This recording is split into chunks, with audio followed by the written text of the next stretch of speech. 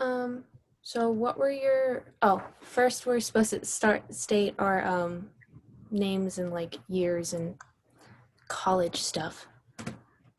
Okay. Go ahead. Okay. My name is Josh Trembly. I'm a freshman. I'm a pre-law major with criminal justice and philosophy majors. And yeah, I think that's it.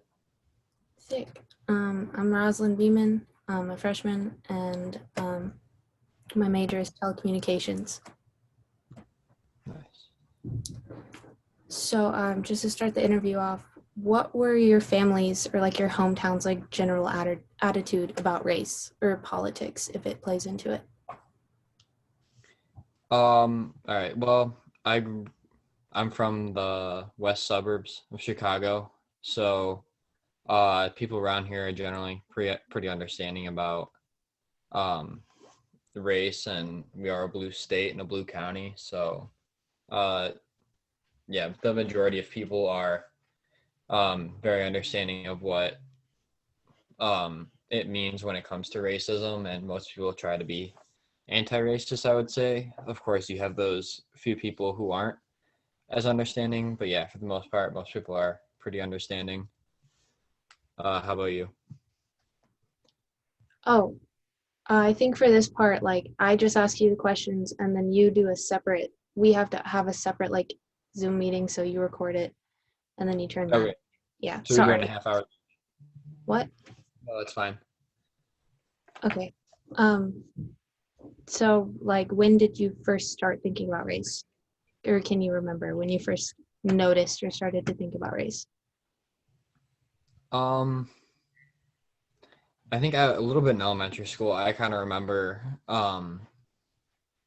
like my parents pointing out how diverse like my elementary school was, but I don't really remember thinking of other people as different.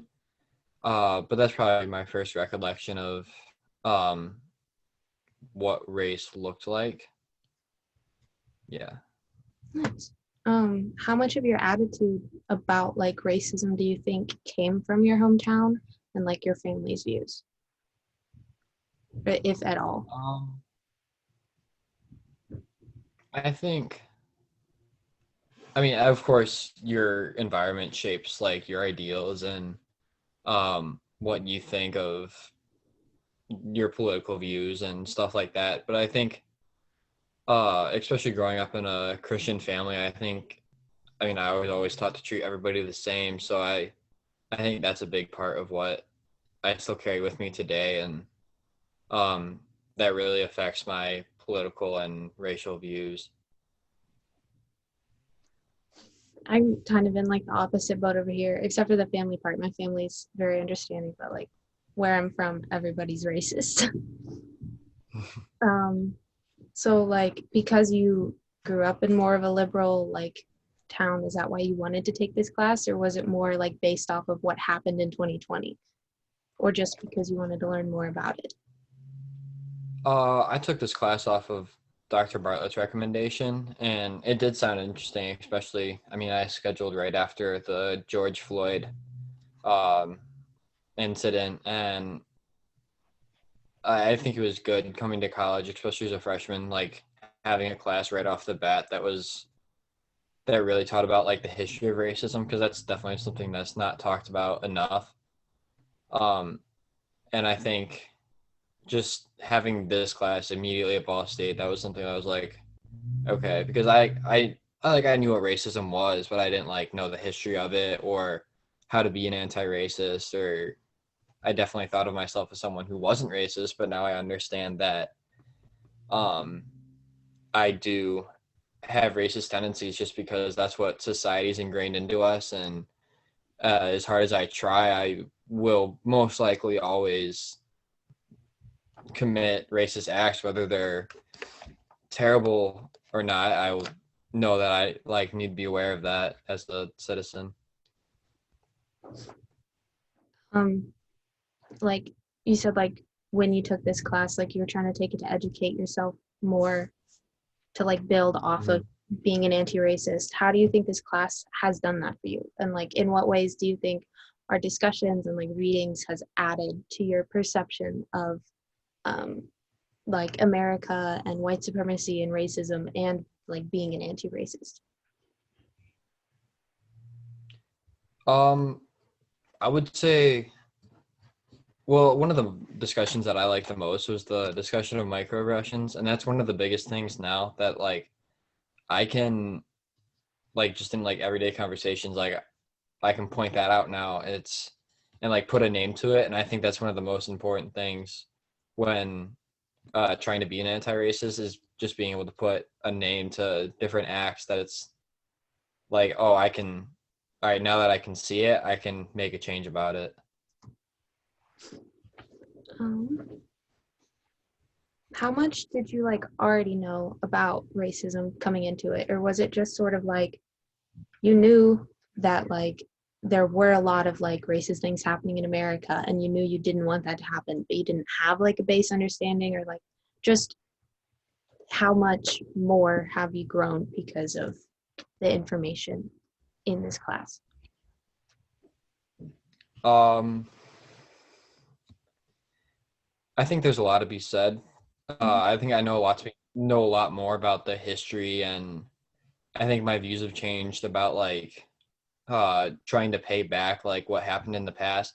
Like coming to college, I think I was like, well, it doesn't really make sense for someone to get more money because their parents make less. But now I understand that like they grew up in this poor community and they had so much less than I did growing up that it makes more sense that um that they should get more money to go to college because they didn't choose to be in that position and they didn't do anything to deserve to be in that position.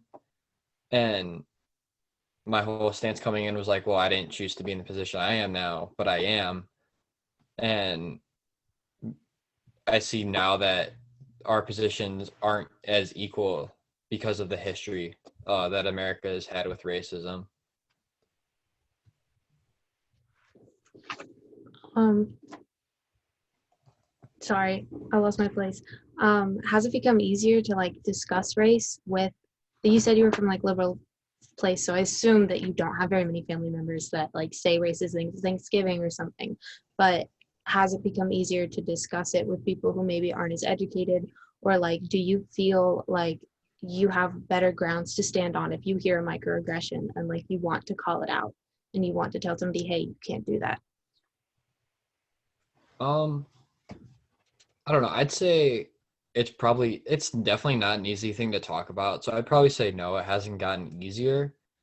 I'd say it might have gotten easier to like back up my point of view, and I've learned like what their arguments are based on, but it's never an easy thing to bring up. So in that respect, no, it really hasn't gotten easier. But I think if someone's willing to listen, it's definitely easier to um, help change their point of view.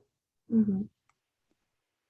um, what does it mean to you to like be anti-racist, and what does it mean to like continue to fight against systematic racism as a white person?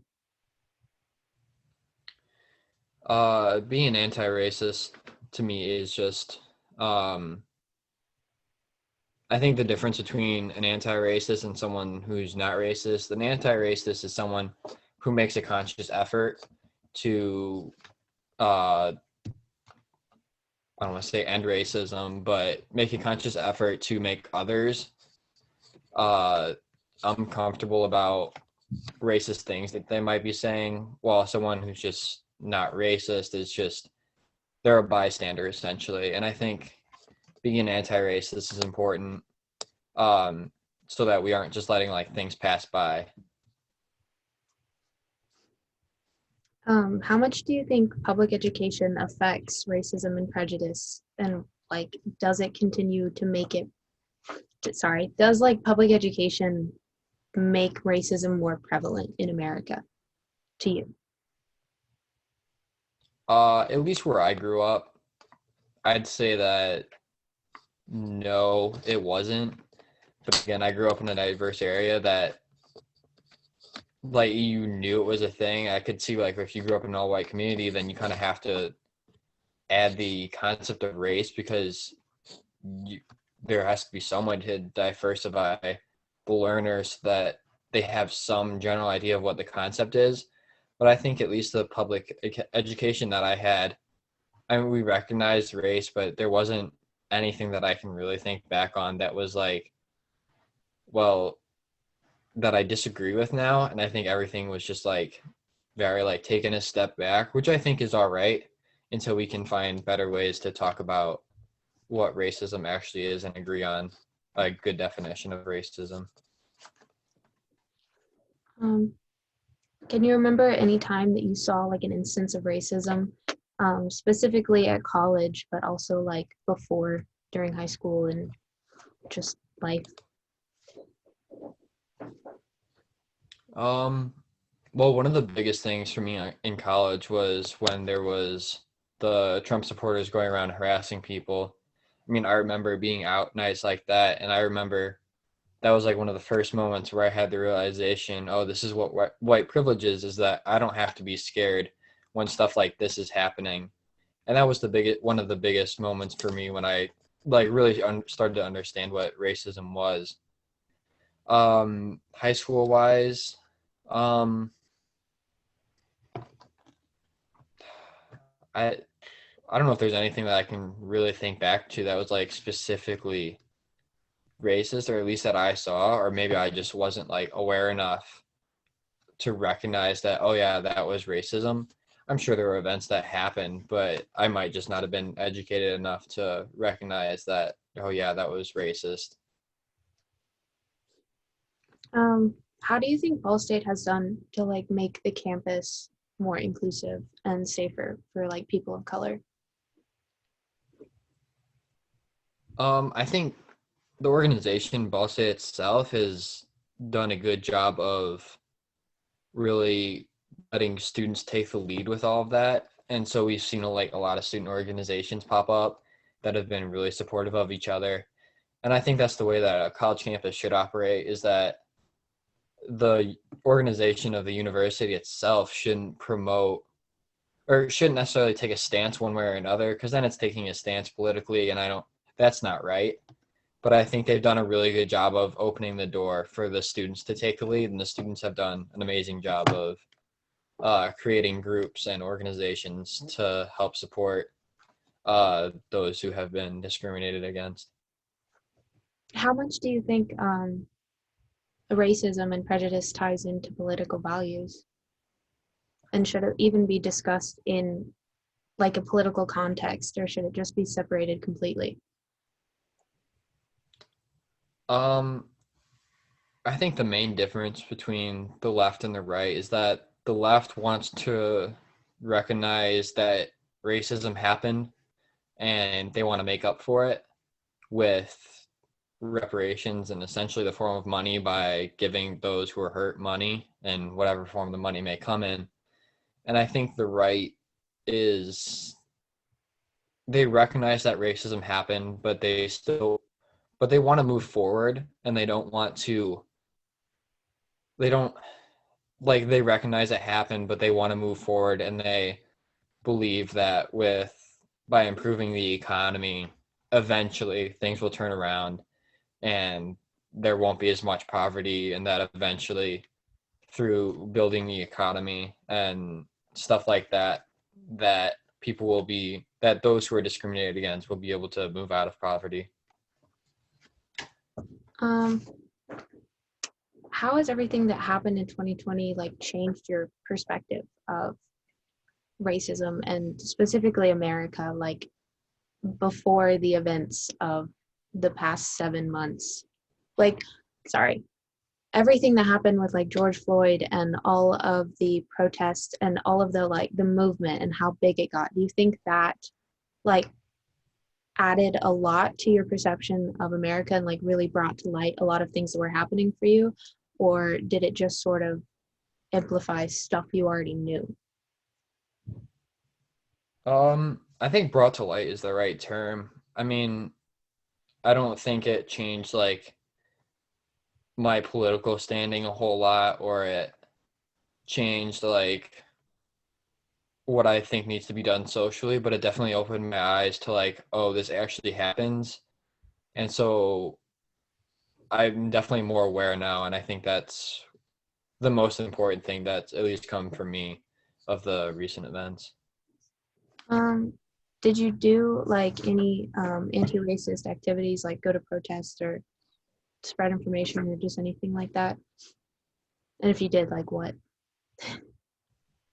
Um, Social media wise, well, I didn't go to any protests or anything. I don't know how I felt about that in COVID. I think if it was Yeah. on COVID, I definitely would have made more of an effort to try and go. But social media wise, I don't know. I try really hard not to post anything politically, just because I don't feel that's the way to go about trying to change people's minds. Just because I think that posting political things on Instagram is just going to drive us further apart. I don't think that um me posting oh Black Lives Matter on Instagram, I don't think that might be like a great declaration for me, like, oh great, that's what I believe, and that's putting that out there, which I think is fine, but I don't think that's going to change anybody's mind about the movement. But that's just my opinion. I don't think it's bad to post on Instagram if you feel that's the way to um like start a movement, but that's just not my view on how social media should be used. How do you think we should go about it? If like, how should we educate the majority of people? Because most of the problem is they're either racist on purpose and they understand what's happening, or they've just been like fed a bunch of lies their whole life. How do we educate those people and educate the people in the middle and continue to educate ourselves without social media? Should it come down to like public education? Should it come down to, I don't know, celebrities? Like, how do you think we should go about spreading anti-racist awareness? I'm not sure if that was right, John. I think it's really tough because promoting that in public schools is tough because then it's like taking a political stance. You can't have politics in public schools. But I think the most important thing for me is being able for everybody to have conversations with each other that's not necessarily facilitated by the government, but if we can have conversations with each other about what's what's wrong in society. And so I think I've mentioned it before in class, but community policing as a criminal justice major is like my big thing. Like if we can get the police to talk to those who have been like historically discriminated against and like rebuild that trust, I think that trust is like the biggest stepping stone to making a difference. Nice. I'm not entirely sure how far we are into this. Also, not entirely sure how long it's supposed to be, but that was all my questions. So, do you He want to said do around an hour, around an but hour? yeah, Like individually? I have no idea. Oh I man, don't need, I hope. from what I got, Mhm. I don't know. I thought it was supposed to be back and forth, but I could be totally wrong about that. I Ask the thought directions of me. in the thing he said that we were supposed to have separate recordings. Like I record this one because I'm the one asking the questions, and then we do another one and you record it and you ask me the questions. And like we get graded on both of them, but we just submit our individual interviews. Maybe I read that So I wrong could, because I literally just went over it. I hope I didn't just do this whole thing wrong. I'm sorry if I did. no, it's all right. I don't, Um, you were expected to submit the interview you conducted, not the video where you were interviewed. In other words, your final project submission is you interviewing your partner. okay, Oh, good. you would be great for both. Okay, there's that. So we'd have to make two separate ones. So I'll have to start a recording. Yeah. I'll Um, stop recording now. you said about an hour, but I don't know if that means